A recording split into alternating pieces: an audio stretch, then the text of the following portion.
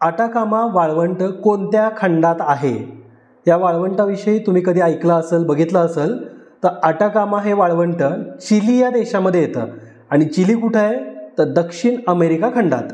तर याचं उत्तर आहे पर्याय क्रमांक 4, दक्षिण अमेरिका खंडामध्ये आटाकामा हे वाळवंट आहे. आता हे चर्चेत कुठून आलंय? तर या आटाकामा वाळवंटात रिसेंटली जमिनीच्या खाली साधारण 13 फूट जमिनीच्या खाली हे सूक्ष्मजीवांची वेगवेगळ्या प्रजाती आढळल्या. संशोधकांना प्रजाती आढळलेल्या आहेत. आता हे विशेष आहे का? तर हो, कारण आटाकामा जर तुम्ही वाळवंट बघाल तर हे जगातलं सगळ्यात निर्जीव असलेलं वाळवंट आहे. तिथं कुठल्याही प्रकारे सजीव सृष्टी नाही आहे. झाडं नाहीत, वनस्पती नाहीत, पाण्याचं सुद्धा अगदी थोडेसे कुठं साठे आहेत. पण ते वाळवंट जिथं टेम्परेचर अराउंड 56 डिग्री सेल्सिअस एवढं सुद्धा असतं, तर या वाळवंटामध्ये एखादी प्रजाती सापडणं एक दुर्मिळ गोष्ट आहे. तर तशी प्रजाती ही साधारण जमिनीच्या पृष्ठभागाच्या 13 फूट खाली सापडली आहे. प्रजाती म्हणजे काय? तर सूक्ष्म जंतूच सापडलेले आहेत, पण ते जिवंत आहेत. आणि ही एक मोठी गोष्ट या भागासाठी, या वाळवंटासाठी. ओके, आता आटाकामा वाळवंटाविषयी मी तुम्हाला थोडक्यात काही गोष्टी सांगतोय. दक्षिण अमेरिकेमध्ये एक वाळवंटीय पठार म्हणून याला ओळखलं जातं. अँडीज पर्वताच्या पश्चिमेला पॅसिफिक किनारपट्टीवरती 1600 स्क्वेअर किलोमीटरचा जमिनीचा पट्टा या आटाकामा वाळवंटाने व्यापलेला आहे. आटाकामा वाळवंट हे जगातील सर्वात शुष्क अध्रुवीय म्हणजे नॉन पोलार वाळवंट आहे. हे जगातलं सगळ्यात शुष्क, तसेच ध्रुवीय वाळवंटापेक्षा कमी पर्जन्यवृष्टी असणारं हे एकमेव वास्तविक वाळवंट आणि जगातलं सगळ्यात मोठं धुकं असलेलं वाळवंट सुद्धा आहे. ओके, या भागामध्ये वर्षानुवर्ष पाऊस होतच नाही आणि जरी झाला तरी त्याची ॲव्हरेज जो रेनफॉल आहे, ॲव्हरेज पावसाचं प्रमाण हे 15 मिलीमीटर एवढंच आहे. ओके, या आटाकामा वाळवंटाचा वापर हा डीप स्पेस ऑब्झर्वेशनसाठी केला जातो. डीप स्पेस ऑब्झर्वेशन म्हणजे काय असतं की आपल्याला जर आकाशामधलं संशोधन करायचं आहे, टेलिस्कोप जर आपल्याला पृथ्वीवरती कुठं लावायचे असतील तर सगळ्यात चांगलं ठिकाण आहे ते म्हणजे हे आटाकामा वाळवंट. कारण इथं पहिली गोष्ट म्हणजे पाऊस होत नाही, त्याच्यामुळे आकाश जे आहे हे क्लिअर असतं. म्हणजे तिथं तुम्हाला चांगला व्ह्यू चंद्राचा किंवा इतर चांदण्यांचा चांगला व्ह्यू बघायला मिळेल. आणि त्यामुळं जगातली सर्वात मोठी जमिनीवरची टेलिस्कोप याच ठिकाणी बसवण्यात आली आहे, ज्याला आटाकामा लार्ज मिलीमीटर ॲरे असं नाव देण्यात आले. ओके, जगातला सगळ्यात मोठा टेलिस्कोप आहे हा. इथं 66 रेडिओ टेलिस्कोप बसवण्यात आलेत. ओके, आटाकामा हे वर्षातून बऱ्याच वेळेस चर्चेमध्ये असतं. रिसेंटली ते चर्चेमध्ये होतं कारण जगाचं डम्पिंग ग्राउंड ते बनत चाललं आहे. डम्पिंग ग्राउंड म्हणजे काय की जगामध्ये ज्या काही कचरा टाकून द्यायचा आहे तर ते कुठं टाकणार, तर हे आटाकामा वाळवंटामध्ये मोठे मोठे कपड्याचे ढिगारे बनत चाललेत. तिथं मोठे मोठे डोंगराच्या आकाराचे कपडे तिथं डंप केले जातात. कपडे म्हणजे कसे, तर जे एक फास्ट फॅशन म्हणून यूज केले जाणारे कपडे असतात ना, एक तात्पुरत्या वेळासाठी ट्रेंड येतो आणि मग ते कपडे युजलेस होऊन जातात किंवा तो ट्रेंड निघून जातोय. मग याचं वेस्ट काय होतं, तर हे सगळं या आटाकामा ग्राउंडवरती किंवा आटाकामाच्या वाळवंटावरती डंप केलं जातं. त्यामुळे जगाचं डम्पिंग ग्राउंड म्हणून सुद्धा याची ख्याती वाढत चालली आहे. आता या सगळ्या गोष्टींचा फायदा चिलेला होतोय. फायदा कसा होतोय, तर जे कपडे किंवा जे असे डंप केलेल्या वस्तू ज्या आहेत त्या आटाकामामध्ये ज्यावेळेस येतात तर या सगळ्या सेकंड हँड मार्केटमध्ये चिलीकडून विकल्या जातात. म्हणजे जगातलं सगळ्यात मोठं सेकंड हँड कपड्यांचं मार्केट कुठं असणार आहे, तर ते चिलेमध्ये. ठीक आहे, मग सगळ्यात मोठ्या प्रमाणात हे लोक एक्सपोर्ट करतात. ओके, तर अशा सगळ्या ह्या गोष्टी तुम्हाला माहिती असायला पाहिजेत. आता याचा फायदा तुम्हाला कसा होईल, तर याच्यातून तुमचं एक जीकेचं नॉलेज स्ट्रॉंग होत जाईल. त्याचबरोबर अभ्यासाव्यतिरिक्त जे इतर अवांतर वाचन जे तुम्ही सध्या करत नाही आहे तर ते सुद्धा तुम्हाला या पॉईंट्सच्या माध्यमातून समजत राहील. याचा फायदा तुमच्या नॉलेजमध्ये भर पाडण्यात 100% होणार आहे. असेच इंटरेस्टिंग प्रश्न या लेक्चरमध्ये तुमच्यासोबत घेतले जातील. 1 ते 2 मेच्या महत्त्वाच्या घडामोडी आज अगदी डिटेलमध्ये आपण बघणार आहे. हे लेक्चर बघून झाल्यानंतर या लेक्चरची PDF आमच्या विजन स्टडी 2.0 या ॲपवरतून डाउनलोड करा. डायरेक्टली मी पुढच्या प्रश्नाकडे येतोय. कार्नेशन क्रांती कोठे झाली?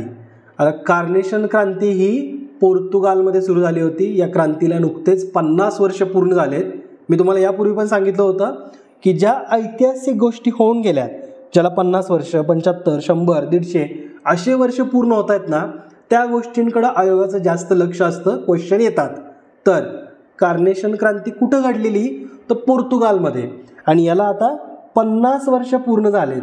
आता कार्नेशन क्रांती कशा संदर्भाची आहे, तर डाव्या लष्करी अधिकाऱ्यांच्या नेतृत्वाखाली पोर्तुगालमध्ये लष्करी उठाव करण्यात आला होता, ज्याने पोर्तुगालमधली हुकुमशाही एस्टोडो नोवा राजवट उलथून टाकली होती आणि त्यामुळं या क्रांतीला कार्नेशन क्रांती असं म्हटलं जातं. पोर्तुगालमधली जी हुकुमशाही होती एस्टोडो नोवा, तर यांना उलथून टाकण्यासाठी एक लष्करी उठाव करण्यात आला होता, ज्यामुळे पोर्तुगालमध्ये मोठे सामाजिक, आर्थिक, प्रादेशिक, जनसांख्यिकीय आणि राजकीय बदल झाले आणि याचा परिणाम म्हणजे पोर्तुगीज वसाहतवादी युद्धांचा अंत झाला आणि पोर्तुगाल हे एक सक्रिय लोकशाहीकडे वळालं. तर हे कार्नेशन क्रांतीमुळे पॉसिबल झाले, ज्याला 50 वर्ष पूर्ण झालेत पोर्तुगालमधली ही क्रांती, लक्षात ठेवायचं. पुढचा प्रश्न, नुकतेच चर्चेत दिसलेले शेरगड वन्यजीव अभयारण्य कोणत्या राज्यात आहे? तर शेरगड हे राजस्थान राज्यामधलं असलेलं एक अभयारण्य, वन्यजीव अभयारण्य. रिसेंटली हे चर्चेमध्ये होतं कारण पर्यावरण, वन आणि हवामान बदल मंत्रालयाने राजस्थानमधील शेरगड वन्यजीव अभयारण्यासाठी इको सेन्सिटिव्ह झोन तयार करण्याचा किंवा निश्चित करणारा मसुदा हा अधिसूचित जारी केलेला आहे. ESZ म्हणजेच इको सेन्सिटिव्ह झोन. याचं उद्दिष्ट असं आहे की मानव आणि वन्यजीव यांचा संघर्ष जो होतोय तो कमी करणं, वन्यजीवांचं संरक्षण करणं. तर याच्यासाठी म्हणून या अभयारण्याचा, शेरगड वन्यजीव अभयारण्याचा जो एरिया येईल तर तो इको सेन्सिटिव्ह झोनमध्ये आणण्यासाठी प्रयत्न सुरू आहेत. 1983 मध्ये स्थापन करण्यात आलेले हे एक अभयारण्य, ज्यामध्ये बिबट्या, भारतीय लांडगा, गिधाड यासारख्या वेगवेगळ्या प्रजाती इथं बघायला मिळतील. या मसुद्यानुसार म्हणजे ESZ ज्यावेळेस बनवलं जाते तर अभयारण्याच्या कोर क्षेत्रामधील 348.60 चौरस किलोमीटरचा एरिया हा ESZ प्रस्थापित आहे. आता यापूर्वीच्या कुठल्या तरी लेक्चरमध्ये मी तुम्हाला सांगितलं होतं की अभयारण्याचा असा एक एरिया असतो ज्याला कोर झोन म्हणून डिक्लेअर करतात. कोर क्षेत्र असतं ते, त्यामध्ये माणसांना अजिबात एंट्री अलाउड नसते असा एरिया आहे, म्हणजे जो खासच फक्त प्राण्यांसाठीच राखीव ठेवलेला आहे. तर असा साधारण 350 स्क्वेअर किलोमीटरचा ESZ प्रस्थापित आहे. 60 दिवसांच्या आत जनतेचा अभिप्राय मागवला जातोय आणि त्यानंतर सर्वोच्च न्यायालयाच्या निर्देशानुसार सर्व संरक्षित वने, राष्ट्रीय उद्यानं, वन्यजीव अभयारण्यासाठी ESZ हे बंधनकारक बनेल. ओके, तर हे राजस्थानमधलं एक अभयारण्य ज्याचं नाव आहे शेरगड, हे लक्षात ठेवायचं आहे. पुढचा प्रश्न आहे, RBIचे डेप्युटी गव्हर्नर म्हणून कोणाची पुनर्नियुक्ती करण्यात आली? पुनर्नियुक्ती, रिअपॉइंटमेंट ही, आणि ते व्यक्ती आहेत T. रविशंकर. पर्याय क्रमांक 3. T. रविशंकर यांची 3 मे 2024 पासून एका वर्षासाठी RBIचे डेप्युटी गव्हर्नर म्हणून पुन्हा नियुक्ती करण्यात आलेली आहे. JNU म्हणजेच जवाहरलाल नेहरू विद्यापीठातून अर्थशास्त्रात MPhil करणारे हे T. रविशंकर, ज्यांनी यापूर्वी सुद्धा RBIचे कार्यकारी संचालक म्हणून काम केलेलं आहे. त्यांची आता रिअपॉइंटमेंट होती as a deputy governor. Okay, हे व्यक्ती लक्षात ठेवा, एक इम्पॉर्टंट अपॉइंटमेंट आहे म्हणून मी हा प्रश्न इथं घेतलेला आहे. विजन स्टडी 2.0 या ॲपवरती आम्ही राज्यसेवेच्या या राहिलेल्या दिवसांना प्रॉपर टार्गेट करण्यासाठी राज्यसेवा रिव्हिजन बॅच घेऊन येतोय. 55 दिवस ही बॅच चालणार आहे. इन केस एक्झाम पोस्टपोन झाली तर बॅचचं ड्युरेशन सुद्धा वाढेल.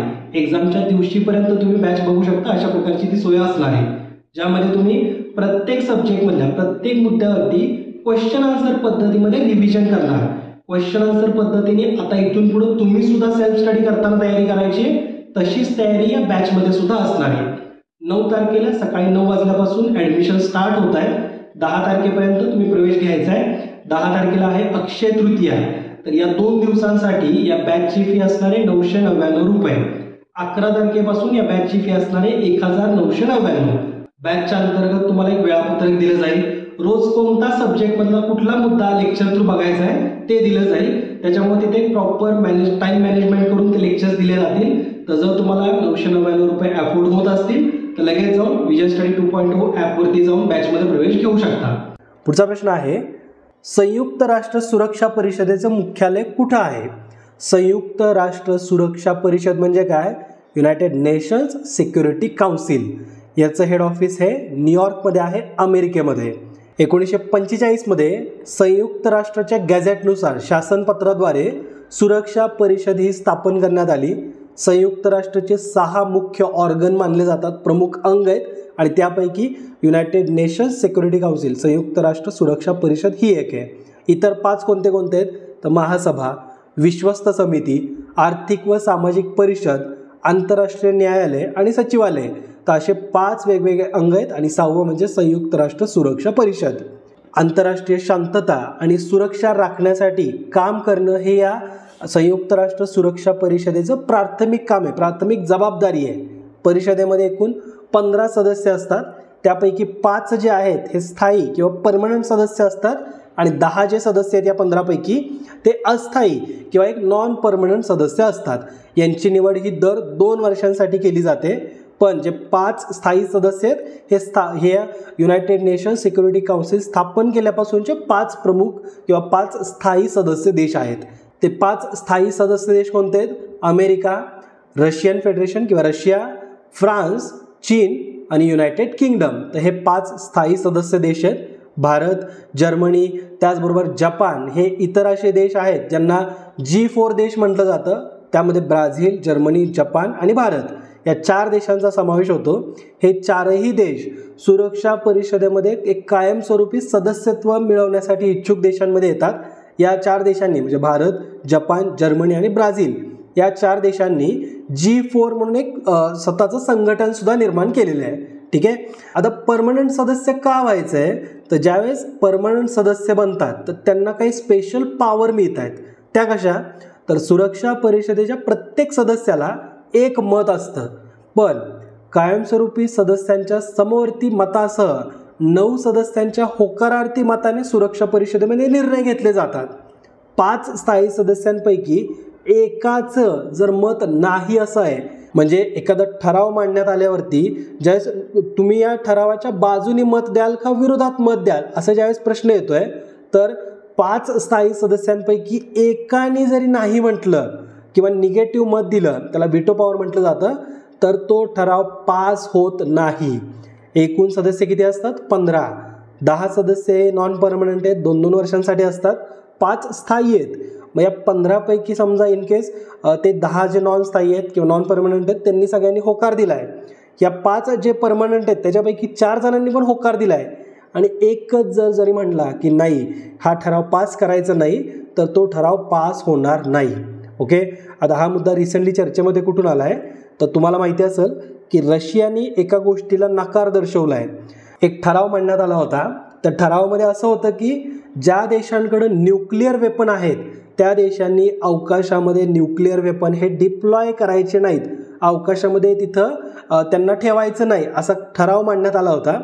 ज्या 5 पैकी जे 4 परमनंट सदस्य देश आहेत अमेरिका, फ्रान्स, चीन आणि UK या 4घांनी या ठरावाला पाठिंबा दर्शवला, पण रशियाच एक देश होता की ज्यांनी या ठरावाला विरोध केला आणि त्यामुळे हा मुद्दा आपण संयुक्त राष्ट्राला इथे चर्चेत बघतोय. तर तुम्हाला लक्षात आलं असेल की एकाने जरी निगेटिव्ह वोट दिलं तर तो ठराव पूर्ण रद्द होतो. ओके. G4 देश कोण आहेत? तर भारत, जर्मनी, जपान आणि त्याचबरोबर ब्राझील. सुरक्षा परिषदेमध्ये यांना कायमस्वरूपी सदस्यत्व पाहिजे. भारताचं म्हणणं असं आहे की युनायटेड नेशन्समध्ये बदल करण्याची, त्याच्यामध्ये सुधारणा करण्याची नितांत गरज आहे, कारण ह्या परिषदेने आत्तापर्यंत त्याला स्थापन करण्यापाठीमागची सगळी जी उद्दिष्ट होती ही पूर्ण केलेली नाही आहेत. त्याचबरोबर दक्षिण आफ्रिका किंवा आफ्रिका खंड जो आहे एकूण, तर या खंडाचं प्रॉपर प्रतिनिधित्व तिथं नाही आहे. इवन आशिया खंडाचं रिप्रेझेंटेशन सुद्धा तिथं नाही आहे. फक्त चीनच आशिया देशात किंवा आशिया खंडामधून एक रिप्रेझेंटेटिव्ह आहे. तर या सगळ्या गोष्टींसाठी, आणि भारत एक मेजर डेमोक्रेसी आहे, सगळ्यात जास्त लोकसंख्या असलेली एक लोकशाही देश आहे आणि भारताला इथं सदस्यत्व मिळालंच पाहिजे. ओके. ठीक आहे. आता पुढच्या प्रश्नाकडे येऊ. भारताच्या पहिल्या विमानवाहू नौकेचं नाव काय? तर या विमानवाहू नौकेचं नाव आहे INS विक्रांत. सप्टेंबर 2022 भारतीय नौदलामध्ये हे INS विक्रांत, जे की भारताचं पहिलं स्वदेशी बनावटीचं विमानवाहू युद्धनौका आहे, तर ही 2022 कमिशन करण्यात आली होती. विक्रांत हा एक संस्कृत शब्द आहे ज्याचा अर्थ होतो की पाऊल टाकणं किंवा धैर्य. तर INS विक्रांत हे रिसेंटली चर्चेत होतं. हे आपल्या प्रोजेक्ट 71च्या अंतर्गत बनवलेली स्वदेशी बनावटीची विमानवाहू युद्धनौका आहे किंवा नौका आहे. देशातली सर्वात प्रतिष्ठित आणि सर्वात मोठा युद्धनौका प्रकल्प आहे हा प्रोजेक्ट 71. INS विक्रांत हे औष्णिक, जैविक आणि रासायनिक शस्त्रांच्या हल्ल्यापासून संरक्षण करण्यासाठी डिझाईन करण्यात आलेलं आहे. तर एवढी माहिती INS विक्रांत बद्दलची लक्षात ठेवा. पुढचा प्रश्न आहे मेम्ब्रेनोस नेफ्रोपॅथी, MN त्याला म्हटलं जातं, हा एक आजार आहे. ॲक्च्युली हे किडनी रिलेटेड एक समस्या निर्माण करणारा आजार आहे. याच्या संदर्भात काही विधानं दिलीत, 2 विधानं दिलीत. पहिलं विधान आहे मेम्ब्रेनस नेफ्रोपॅथी हा एक मूत्रपिंड विकार आहे जो मेंदूतील लहान रक्तवाहिन्यांवर परिणाम करतो. दुसरं विधान आहे लघवीमध्ये प्रथिनांची उपस्थिती, मूत्रपिंडाच्या कार्यात कमतरता, सूज येणं हे या रोगांचं लक्षण आहे. वरीलपैकी कोणतं विधान योग्य आहे? तर याच्यापैकी योग्य विधान आहे ते म्हणजे पर्याय क्रमांक 2.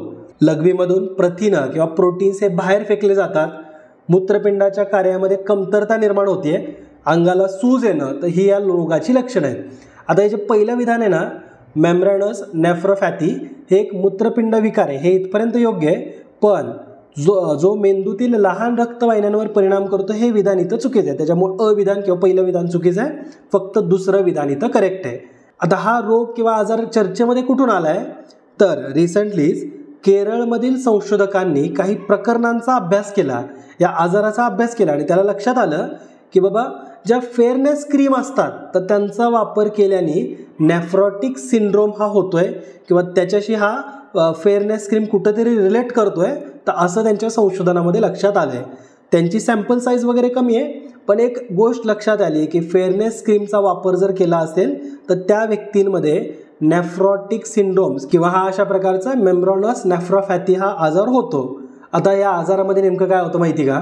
तर मूत्रावाटे किंवा लघवी वाटे जास्त प्रमाणात प्रथिने ही बाहेर फेकली जातात. आपल्या किडनीचं काम काय असतं बरं? आपली किडनी ही फिल्टर असल्यासारखं काम करते, आपल्या बॉडीमधलं एक फिल्टर म्हणून ती काम करते. मग किडनीचं काम असं आहे की बाबा तुम्ही ज्यावेळेस आपण रक्त त्याच्यातून किडनीतून जाते तर त्या रक्तावाटे आपल्या जे टाकाऊ पदार्थ आहेत तेच किडनीने बाहेर विसर्जित केले पाहिजेत. ते मग घामावाटे बाहेर पडतील किंवा लघवी वाटे. पण जर त्या टाकाऊ पदार्थांमध्ये जर त्यांनी प्रोटीन शरीराच्या बाहेर टाकायला सुरुवात केली तर काय होईल?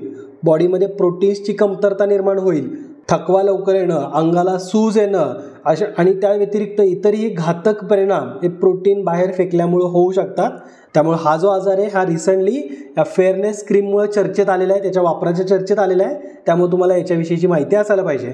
आता फेअरनेस क्रीममध्ये असा काय कंटेंट असतो का की ज्याच्यामुळे हे होऊ शकतं? तर बघा, फेअरनेस क्रीममध्ये ना पारा असतो जे आपल्या शरीरामध्ये मेलेनिन तयार जे होतं ना त्याच्यावरती प्रतिबंध तयार करतो. मेलेनिन कशासाठी असतं? तर मेलेनिनचा वापर हा त्वचेचा रंग ठरवण्यासाठी होतो.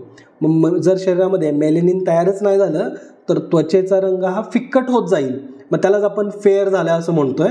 पण या फेअरनेस क्रीममध्ये हा पारा असतो आणि त्या पाऱ्यामुळं मेलेनिन तयार होत नाही किंवा मेलेनिन आपल्या शरीरामध्ये तयार होऊ नये अशा प्रकारे या पाऱ्याचा वापर केला जातो. आणि म्हणून संभाव्य आहे की या फेअरनेस क्रीममुळं MN किंवा मेम्ब्रेनस नेफ्रोपॅथीशी हा लिंक केलेला आहे. ठीक आहे, पुढचा प्रश्न बघा. राष्ट्रीय मानवाधिकार आयोग NHRC national human right council किती पूर्णवेळ सदस्य असतात? तर या राष्ट्रीय मानवाधिकार आयोगामध्ये एकूण 5 सदस्य हे परमनंट सदस्य असतात, पूर्णवेळ सदस्य असतात, तर ते संख्या आहे 5. 12 ऑक्टोबर 1993 मध्ये राष्ट्रीय मानवाधिकार आयोगाची स्थापना करण्यात आली होती. मानवाधिकार संरक्षण अधिनियम 1993 या कायद्याच्या अंतर्गत या संस्थेची स्थापना करण्यात आली आहे. त्यामुळं राष्ट्रीय मानवाधिकार आयोग हा आपला संविधानिक आयोग आहे किंवा वैधानिक दर्जाचा आयोग आहे. मानवी हक्कांना प्रोत्साहन देणं, त्यांचं रक्षण करणं हे आयोगाचं या मुख्य उद्दिष्ट असतं. राष्ट्रीय मानवाधिकार आयोगाची जर तुम्ही रचना बघाल तर यात 1 अध्यक्ष आणि 5 पूर्णवेळ परमनंट सदस्य असतात आणि 7 मानद सदस्यांचा सुद्धा याच्यामध्ये समावेश होतो. आयोगाच्या अध्यक्ष आणि सदस्यांच्या नियुक्तीसाठी कायद्यात पात्रता सुद्धा नमूद करण्यात आलेली आहे. पंतप्रधानांच्या अध्यक्षतेखाली एक उच्चस्तरीय समितीकडून काही नावांच्या शिफारशी दिल्या जातात. राष्ट्रपतींकडे त्या शिफारशी पाठवल्या जातात आणि राष्ट्रपती मानवाधिकार आयोगाचे, राष्ट्रीय मानवाधिकार आयोगाचे अध्यक्ष आणि त्यांच्या सदस्यांची नियुक्ती करतात. लक्षात ठेवायचं आहे, यांची नियुक्ती राष्ट्रपतींमार्फत केली जाते आणि या राष्ट्रीय मानवाधिकार आयोगाचं जे हेड ऑफिस आहे हे नवी दिल्ली या ठिकाणी आहे. आता हा राष्ट्रीय मानवाधिकार आयोगाचा मुद्दा आपण का बघतोय? तर संयुक्त राष्ट्रांनी मान्यता दिलेली एक संस्था आहे, एक बॉडी आहे, ज्याला global alliance of national human rights institutions, GANHRI असं म्हटलं जातं, ही एक संस्था आहे. तर यांची मान्यता विषयक उपसमिती SCA भारताच्या मानवाधिकार मान्यता स्थितीचा आढावा घेण्यासाठी म्हणून ती भारतामध्ये येणार आहे. म्हणजे काय की बाबा भारताचा जो राष्ट्रीय मानवाधिकार आयोग जो आहे तर तो भारतामधल्या घटनांची दखल घेतोय का हे चेक करण्यासाठी एक तुम्ही म्हणू शकता की जसं कॉलेजला रेटिंग दिले जातात ना, AICTE कडून काही स्टार्स दिले जातात, तर तसं भारताच्या राष्ट्रीय मानवाधिकार आयोगची स्थिती काय आहे, यांच्यावरती बर्डन असतं का, सरकारची बाजू कशी आहे, तर या सगळ्यांचा आढावा घेण्यासाठी म्हणून संयुक्त राष्ट्राने मान्यता दिलेली global alliance of national human rights institution हा भारताच्या मानवाधिकाराचा आढावा घेईल. आता या गोष्टीला भारतीय जो राष्ट्रीय आपला मानवाधिकार आयोग जो आहे हा जिनेवामध्ये होणाऱ्या बैठकीमध्ये सरकारची बाजूसुद्धा मांडेल.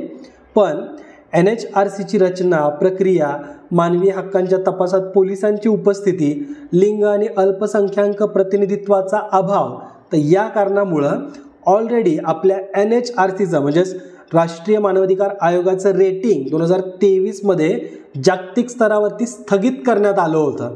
ओके, NHRCला A मानांकनाच्या ऐवजी B मानांकन हे देण्यात आलं होतं आणि या निर्णयाला संयुक्त राष्ट्राच्या मानवाधिकार परिषदेने सुद्धा मान्यता दिली होती. त्याचबरोबर युनायटेड नेशन्स जनरल असेंब्लीमध्ये सुद्धा हा मुद्दा गेला होता की बाबा भारताची ही जी संस्था आहे याची क्षमता कमी, याचं कार्य हे मर्यादित ठेवलं जातं आहे. त्याच्यामुळं NHRCवरती त्यांच्या रेटिंगवरती परिणाम झालेला होता. 1999मध्ये मान्यता मिळाल्यापासून भारताने 2006 आणि 2011मध्ये A मानांकन कायम ठेवलं होतं, पण 2023 नुसार आपलं मानांकन घटलेलं आहे. ओके, भारताचा जो राष्ट्रीय मानवाधिकार आयोग किंवा मानवी हक्क आयोग जो आहे तर तो 1993च्या कायद्यानुसार स्थापन करण्यात आला आहे. पॅरिस तत्वांनुसार 1993मध्ये याची स्थापना करण्यात आली आहे. ठीक आहे, पुढच्या प्रश्नाकडे येऊ. पृथ्वी प्लास्टिकमुळे प्रदूषित होते कारण ते डॅश डॅश आहेत. प्लास्टिक काय आहेत असं विचारले तर प्लास्टिक हे अजैव विघटनशील आहेत. अजैव विघटनशील म्हणजे काय असतं, जैव विघटनशील म्हणजे बायोडिग्रेडेबल, आणि हे अबायोडिग्रेडेबल आहेत म्हणजे ते काही नष्ट होणार नाहीत, आणि म्हणून पृथ्वीवरचा कचरा जो आहे, प्लास्टिकचा जो कचरा आहे हा पृथ्वीच्या प्रदूषणामध्ये भरत टाकत राहील. इथून पुढे जेवढं प्लास्टिक तयार होणार आहे ते पूर्ण कचऱ्यामध्ये त्याचं रूपांतर होत राहील, तो नष्ट होणार नाही आहे. ओके, आता प्लास्टिकचा विषय चर्चेत कुठून आला आहे तर प्लास्टिक प्रदूषण रोखण्यासाठी पहिल्या जागतिक करारासंदर्भात चर्चा सुरू आहेत. 175 देशांचं वार्ताहर किंवा पर्यवेक्षक हे कॅनडामधल्या ओटावामध्ये बैठक करत आहेत आणि तिथून जगासाठीचा पहिला प्लास्टिक प्रदूषण रोखण्यासाठीचा करार निर्माण होईल. बघा, आपण वेगवेगळे करारांविषयी ऐकत असतो की हे करार या ठिकाणी झाला आहे, मग त्याला काहीतरी नाव देण्यात येतं, मग त्या करारामध्ये काय तरतुदी करण्यात आल्या, भारत त्याचा स्वाक्षरी करून देश बनलाय की नाही, हे सगळे मुद्दे पुढे जाऊन परीक्षेमध्ये विचारले जातात. तर असाच एक प्लास्टिक प्रदूषण रोखण्यासाठीचा करार बनतोय, आपल्या समोरच तो निर्माण होणार आहे, त्यामुळं एक्झाममध्ये याचं महत्त्व वाढणार. ओके, तर तो करार ज्यावेळेस फॉर्म होईल त्यावेळेस आपण डिटेलमध्ये बघू. सध्या बरेचसे देश जमलेले आहेत आणि प्लास्टिक प्रदूषण रोखण्यासाठी म्हणून एक करार साईन करतायत ओटावा या ठिकाणी, म्हणजे परिषद होईल मग करार वगैरे होतील. ओके, कॅनडामधल्या ओटावा या ठिकाणी. ओके, प्लास्टिक प्रदूषणाची चिंता का निर्माण झाली आहे तर नैसर्गिक परिसंस्थांमध्ये प्लास्टिकचं विघटन संथ गतीनं होत असल्याने त्याचं निर्मूलन करणं कठीण होतं आहे. प्लास्टिक हे मायक्रोप्लास्टिक्स नावाच्या एका म्हणजे लहान युनिट्समध्ये मोडले जातं. ह्याचं पोल्युशन हे पॅसिफिक महासागरामध्ये होतं आहे. पॅसिफिक महासागरामध्ये हिमालयाच्या उंचीपर्यंतचे त्याचे थर बनत आहेत. बिस्फेनॉल A प्लास्टिक कडक करण्यासाठी वापरलं जाणारं रसायन आहे जे अन्न आणि पेय दूषित करतं आहे.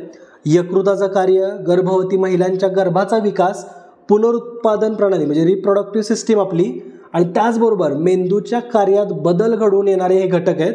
हे जे केमिकल आहे बिस्फेनॉल A, हे लक्षात ठेवायचं आहे. एक्झाममध्ये या केमिकलवरती क्वेश्चन येईल, त्याचा परिणाम माणसावरती कसा होतोय हे विचारलं जाऊ शकतं. पेट्रोलियम पदार्थ असलेल्या प्लास्टिकमुळं ग्लोबल वॉर्मिंगला सुद्धा हातभार लागतो. प्लास्टिक जाळलं की त्याच्यातून निर्माण होणारा विषारी धूर आणि कार्बन डायऑक्साईडमुळे सुद्धा वातावरणात आणखीन जास्त प्रदूषण वाढत चाललंय. आणि या सगळ्यांसोबतच प्लास्टिकच्या कचऱ्यामुळं जे टुरिस्ट प्लेसेस आहेत त्यांचं सुद्धा सौंदर्याला हानी पोचते. जे निसर्गतः अतिशय पर्यटनरम्य ठिकाणं जे आहेत तर ते प्लास्टिकच्या कचऱ्यामुळं खराब होत आहेत. जागतिक प्लास्टिक कराराची गरज का आहे, तर प्लास्टिकचं उत्पादन हे 1950मध्ये केवळ 20 लाख टनांवरती होतं, जे 2019 पर्यंत 450 दशलक्ष टनांपर्यंत वाढले आहे. कुठं 20 लाख टन आणि कुठं 450 दशलक्ष टन, तर किती मोठ्या प्रमाणात वाढले. यावरती नियंत्रण जर नाही ठेवलं तर 2050 पर्यंत हेच 450 दशलक्ष टन हे डायरेक्टली 900 दशलक्ष टनापर्यंत पोचणार आहे. 2060 पर्यंत हे तिप्पट होईल. म्हणजे पुढचं जे 2050 ते 2060 हा 10 वर्षांचा टप्पा असणार आहे. त्यात प्लास्टिक हे सध्याच्या घडीपेक्षा तिप्पट असणार आहे. ओके, प्लास्टिकचं विघटन होण्यासाठी 20 ते 500 वर्ष लागतात. आत्तापर्यंत जेवढा जगात प्लास्टिक तयार झालेलं आहे त्यापैकी 10% कमी प्लास्टिक हे पुनर्वापर करण्यात आलेलं आहे. द लॅन्सेट या मॅगझिननी अशा प्रकारची माहिती प्रकाशित केली. 2023चा त्यांचा अहवाल आहे. सुमारे 6 अब्ज टन एवढा प्लास्टिक कचरा हा सध्या आपल्या पृथ्वी किंवा या ग्रहावरती आहे असं त्यांनी त्याच्यामध्ये लिहिलं आहे. त्यामुळं जागतिक प्लास्टिक कराराची खूप मोठी गरज आहे. कॅनडामधल्या ओटावामध्ये जर तो करार झाला तर त्याच्याविषयी आपल्याला डिटेलमध्ये बघायला लागणार आहे. ओके, दरवर्षी सुमारे 400 दशलक्ष टन प्लास्टिक कचरा तयार होतो. 2024 ते 2050 दरम्यान हा कचरा 62% वाढण्याची शक्यता आहे. Organisation for economic cooperation and development OECD यांच्या अहवालानुसार 2019मध्ये प्लास्टिकमुळं 1.8 अब्ज टन ग्लोबल हाऊस गॅसेस उत्सर्जित झाले होते. ओके, 1.8 अब्ज टन हे गॅस ॲब्सॉर्ब करायला आपल्याला जंगल किती मोठं लावावं लागेल हे पण विचार करा. ओके, पुढच्या प्रश्नाकडे जाऊ. भारतात प्रथम आंतरराष्ट्रीय कामगार दिन कधी साजरा करण्यात आला? तुम्हाला माहिती आहे की वर्ल्ड लेबर डे कधी असतो, तर बाबा 1 मेला. महाराष्ट्र दिन पण त्याच दिवशी आहे. तर इंटरनॅशनल लेबर डे भारतात कधी साजरा करण्यात आला आहे बरं पहिल्यांदा, तर ते वर्ष आहे 1923. तर टेक्निकली बघाल तर हा प्रश्न थोडा चुकीचा वाटतोय ना, कारण 1923मध्ये तर भारत हा एक स्वतंत्र देश म्हणून अस्तित्वात नव्हता. भारत हा एक ब्रिटिश कॉलनी होता. तर या ब्रिटिश कॉलनीमध्ये सगळ्यात पहिल्यांदा आंतरराष्ट्रीय कामगार दिन हा 1923मध्ये साजरा करण्यात आला आहे. कामगार चळवळीतील संघर्ष आणि बलिदानांचं स्मरण करण्यासाठी दरवर्षी 1 मेला हा दिवस साजरा केला जातो. कामगार दिनाची जी परंपरा आहे ना ही 19व्या शतकात अमेरिकेमध्ये सुरू झाली होती. ती कशी, तर 1 मे 1886 रोजी शिकागोमध्ये कामगारांनी 8 तास कामाच्या दिवसांच्या मागणीसाठी संप पुकारला होता. म्हणजे दिवसातले 8च तास काम करणार याच्यासाठी संप पुकारला होता 1 मे 1886मध्ये. त्याचीच आठवण म्हणून कामगारांच्या चळवळीचा संघर्ष, त्यांचं बलिदान, तर याच्यासाठी म्हणून 1 मे हा दिवस दरवर्षी आंतरराष्ट्रीय कामगार दिन म्हणून साजरा करण्यात येतो. भारतात सगळ्यात पहिल्यांदा 1923मध्ये चेन्नईमध्ये हा दिवस साजरा करण्यात आला होता. ठीक आहे, लक्षात ठेवायचं आहे. एक्झाममध्ये तर थीमवरती 2024ची थीम काय होती हे ते विचारतीलच, पण त्या व्यतिरिक्त जर मल्टीलायनर क्वेश्चन आला तर भारतात कामगार दिन पहिल्यांदा कुठं साजरा केला तर चेन्नईमध्ये, हे लक्षात ठेवायचं आहे. ओके, आंतरराष्ट्रीय कामगार दिनाची थीम काय हा प्रश्न मी पुढं घेतलायच बघा. याची थीम होती ensuring safety and health at work in a changing climate. तर ही थीम आहे ensuring safety and health at work in a changing climate, पर्याय क्रमांक 1. हा दिवस सगळ्यात पहिल्यांदा 1889मध्ये 20 देशांच्या नेत्यांनी साजरा केला होता. आंतरराष्ट्रीय कामगार दिन 1 मे 1886च्या त्या शिकागो कामगारांच्या संपाचं प्रतीक म्हणून 1 मे 1889ला 20 देशांच्या नेत्यांनी याला साजरा केला होता आणि भारतामध्ये 1923मध्ये चेन्नई या ठिकाणी. ठीक आहे, पुढचा प्रश्न आहे 1 मे रोजी महाराष्ट्र दिन साजरा केला जातो. राज्याची निर्मिती कोणत्या वर्षी झाली? अगदी सिंपल क्वेश्चन आहे. असे क्वेश्चन आयोग विचारत नाही, पण तुम्हाला एक संदर्भ माहिती असायला पाहिजे म्हणून सांगतोय. 1960ला महाराष्ट्र हा एक स्वतंत्र राज्य म्हणून अस्तित्वात आला आहे. तर 1 मे 1960चा तो दिवस हे लक्षात ठेवायचं आहे. 1 मे 1960मध्ये बॉम्बे पुनर्रचना कायदा लागू करून प्रामुख्याने मराठी भाषिक महाराष्ट्र राज्याची स्थापना करण्यात आली. 1960च्याच याच बॉम्बे पुनर्रचना कायद्यानेच गुजरात ह्या राज्याची सुद्धा स्थापना करण्यात आली आहे. म्हणजेच 1 मे हा या दोन्ही राज्यांसाठीचा स्थापना दिन आहे. ठीक आहे, ही 2 राज्य विभक्त करण्यात आलीत बॉम्बे पुनर्रचना कायद्याचा वापर करून.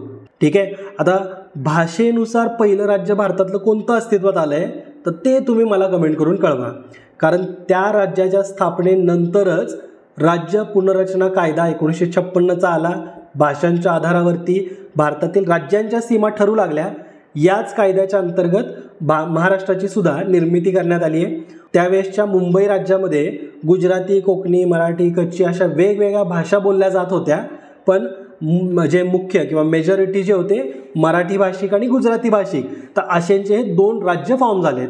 तर भारतातलं पहिलं राज्य कोणतं आहे जे भाषेच्या आधारावरती बनलं आहे ते मला तुम्ही कमेंट करून कळवा. ओके. मुंबई राज्याबद्दल जर आपण बघितलं ना, म्हणजे त्यावेळेसचं मुंबई राज्य भारत स्वतंत्र झाल्यावरती मुंबई राज्य बनलं. पण भारत स्वतंत्र होण्यापूर्वी हे बॉम्बे प्रेसिडेन्सी होतं, ज्यामध्ये महाराष्ट्रातला आत्ताचा भाग, विदर्भ किंवा त्याचबरोबर बडोद्याचा सुद्धा बराचसा भाग हा बॉम्बे प्रेसिडेन्सीमध्ये येत होता.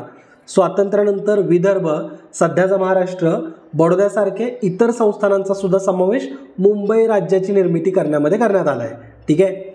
संयुक्त महाराष्ट्र चळवळ ज्यावेळेस फॉर्म झाली 1956 ते 1960 या काळात स्वतंत्र मराठी भाषिक राज्याची मागणीने जोर धरला होता.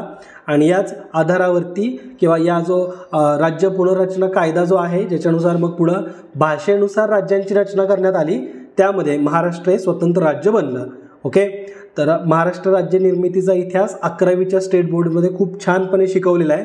तुम्ही विजन स्टडी 2.0 या ॲपवरती जाऊन NCERT आणि स्टेट बोर्डचा एक कोर्स तिथं आहे, तो तुम्ही निवडू शकता, ज्याच्यातून तुम्हाला डिटेलमध्ये बारकावे समजतील. NCERT आणि स्टेट बोर्डचा प्रॉपर अभ्यास तिथं घेतलेला आहे. ओके. राज्य पुनर्रचना अधिनियम 1956 अन्वये खालील राज्यांचं विभाजन करण्यात आलं आहे. 1960 मुंबई राज्याचं, गुजरात आणि महाराष्ट्र. 1963 आसाममधून नागालँडची निर्मिती. 1966 पंजाबमधून हिमाचल आणि हरियाणा वेगळं झालं. 1972 त्रिपुरा, मणिपूर आणि मेघालय या राज्यांची निर्मिती झाली. 1975 सिक्कीम हे भारतीय संघ राज्यामध्ये सामील झालेलं आहे. 1987 अरुणाचल प्रदेश आणि गोवा या राज्यांची निर्मिती झाली. 2000 साली बिहारपासून झारखंड, मध्य प्रदेशपासून छत्तीसगड, उत्तर प्रदेशपासून उत्तरांचल किंवा उत्तराखंड सध्याचं हे निर्मित झालेलं आहे. ओके. 2000 साली बघा, बिहारमधून झारखंड, MP मधून छत्तीसगड आणि UP किंवा उत्तर प्रदेशमधून उत्तराखंडची निर्मिती झाली आहे. आणि फायनली 2014 जे रिसेंटली अगदी नवीन राज्य निर्माण झालं ते म्हणजे आंध्र प्रदेशमधून तेलंगणाची निर्मिती. ठीक आहे. तुमचं मत काय बरं या गोष्टींवरती? तुम्हाला जर इच्छा असेल तर तुमचं मत कळवा की महाराष्ट्रामध्ये तसं व्हायला पाहिजे का, की पश्चिम महाराष्ट्र आणि विदर्भ, नागपूर विभाग हा स्वतंत्र राज्याची मागणी नेहमीच करतो. तर तुम्हाला याच्याविषयी काय वाटतं की स्वतंत्र व्हायला पाहिजेत की नाही, हे मला कमेंट करून कळवा. दोन्ही बाजूंनी विचार करा. वन साइडेड किंवा राज्य छोटं दिसायला, मोठं दिसायला अशा पॉईंट ऑफ व्ह्यूने विचार करू नका. अगदी प्रॉपर ॲनालिसिस करा. आंध्र प्रदेश आणि तेलंगणा वेगळे झाल्यापासून काय झालेलं आहे याचं थोडं ॲनालाइज करा आणि मग तुमच्या उत्तराला चांगल्या पद्धतीने एक्सप्लेन करा. तर ह्या लेक्चरची PDF विजन स्टडी 2.0 या ॲपमधून डाउनलोड करा. भेटूत आपण येणाऱ्या नेक्स्ट लेक्चरमध्ये. जय हिंद, जय महाराष्ट्र. धन्यवाद.